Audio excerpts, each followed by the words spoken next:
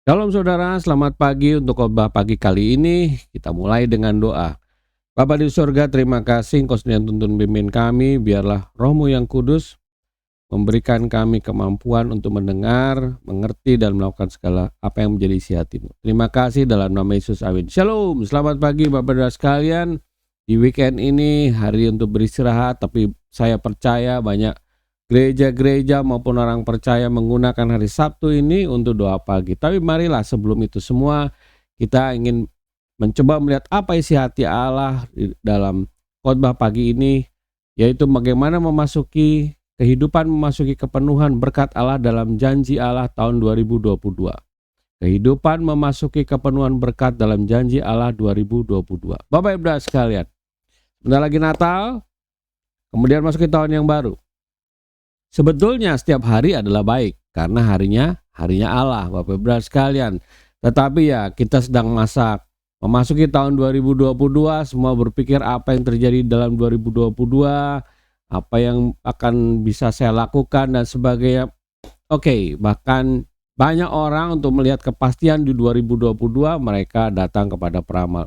Saya ingatkan sekali lagi, jangan ikut cara itu, datang ke peramal bagaimana untuk bisa mengetahui apa yang terjadi dalam tahun 2022. Tetapi marilah kita pegang janji Allah. Bapak Ibu sekalian, ketika kita mengaku percaya Yesus sebagai Tuhan dan Juru Selamat, sebetulnya Tuhan sudah menyediakan berkat dan selalu berkat itu ada bagi kita. Namun agar kita bisa mencapainya, kita merasakannya harus dalam pimpinan Allah. Bapak Ibu sekalian, kita tidak hanya beriman dengan berdoa saja, tapi kita juga harus melakukan berbagai perbuatan untuk dapat meraih berkat itu. Saya katakan sekali lagi, meraih berkat itu dalam pimpinan daripada Allah Bapa. Di dalam nama Tuhan Yesus Kristus berdasarkan tuntunan Roh Kudus. Itulah yang akan terjadi di tahun 2022. Bagaimana kita mempelajari hal itu? Mari kita melihat kepada sejarah bangsa Israel yang memasuki tanah Kanaan, tanah perjanjian setelah mereka berjalan luar biasa 40 tahun di padang gurun, dan saat itu Yosua memimpin mereka untuk memasuki tanah perjanjian, Bapak dan sekalian. Dan kita lihat nanti di dalam Yosua 3, 1-6 bagaimana langkah-langkah mereka untuk meraih berkat itu sesuai dengan pimpinan Allah. Bapak dan sekalian, yang pertama adalah senantiasa kita bersandar kepada pimpinan Allah. Bapak dan sekalian, kita akan melihat di dalam Yosua 3 ayat 3 dikatakan demikian bahwasanya, dan memberi perintah kepada bangsa itu, segera sudah kamu melihat tabut perjanjian Allahmu yang diangkat para imam yang memang suku Lewi, maka kamu juga harus berangkat dari tempatmu dan mengikutinya. Bapak Ibu sekalian, yang pertama adalah selalu melihat kepada Allah Bapa. Tabut perjanjian di sini mewakili keberadaan Allah, Bapak dan sekalian, pada saat itu. Inilah yang pertama yang kita harus lakukan untuk bisa meraih berkat itu, yaitu meletakkan Tuhan di atas segala-galanya. Cari dahulu kerajaan Allah dan kebenarannya, seperti dikatakan dalam Roma 6 ayat 33, maka semuanya akan ditambahkan kepadamu. Bapak dan sekalian, di tahun 2022, ya harusnya setiap hari Bapak Ibu sekalian, kita lebih lagi meletakkan Tuhan di atas segala-galanya di depan kita sebagai pemimpin kita. Dan ingat, meletakkan Allah di atas segala-galanya selain itu mengasihi Dia, tetapi itu adalah ibadah yang sejati Bapak Ibu sekalian. Di dalam Roma 12 ayat 1 dikatakan, mempersembahkan tubuhmu sebagai persembahan yang hidup, yang kudus, dan yang berkenan kepada Allah sebagai ibadah yang sejati. Artinya, meletakkan Tuhan di atas segala-galanya dan setiap aspek kehidupan kita izinkan Tuhan ikut.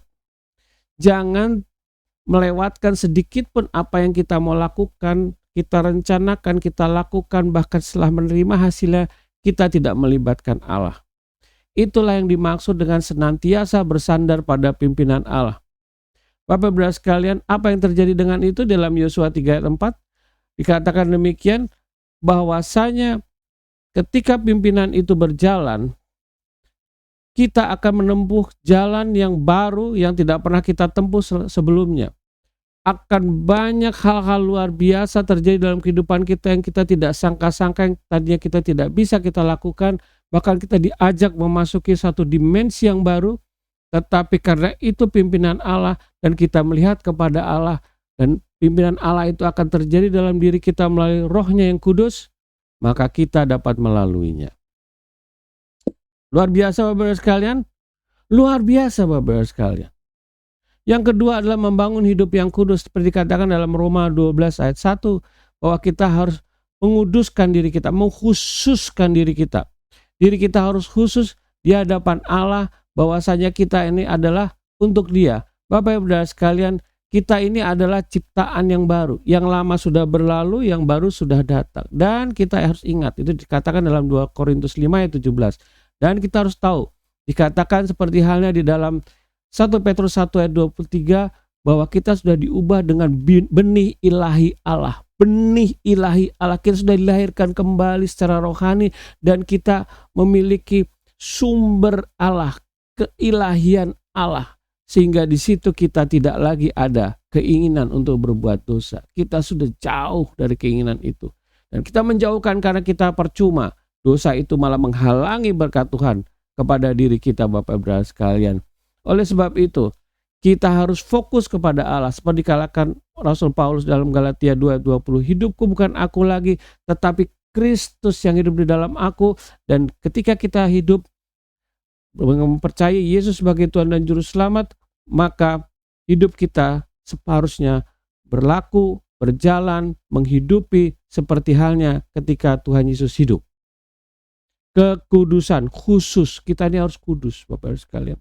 Jangan menyimpang kiri dan kanan, kita harus kudus, khusus untuk Allah, karena kita dikhususkan untuk Dia.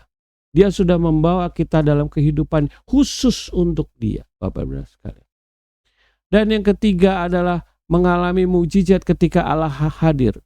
Di dalam Yosua 1 ayat 13 dikatakan di sini bahwasanya Sungai Yordan itu berhenti. Kemudian Sungai Yordan itu terputus. Air yang dari hulu akan berhenti mengalir menjadi bendungan. Seperti halnya kejadian ketika bangsa Israel menyeberangi laut yang keluar dari tanah Mesir. Bapak Ibu sekalian. Laut Teberau. Bapak Ibu sekalian. Mengalami mujizat ketika Allah hadir. Luar biasa. Ketika kita menghadirkan Allah, menghadirkan Tuhan Yesus Kristus, menghadirkan Roh Kudus dimanapun kita berada, maka mujizat pasti terjadi Bapak Ibu sekalian. Karena apa?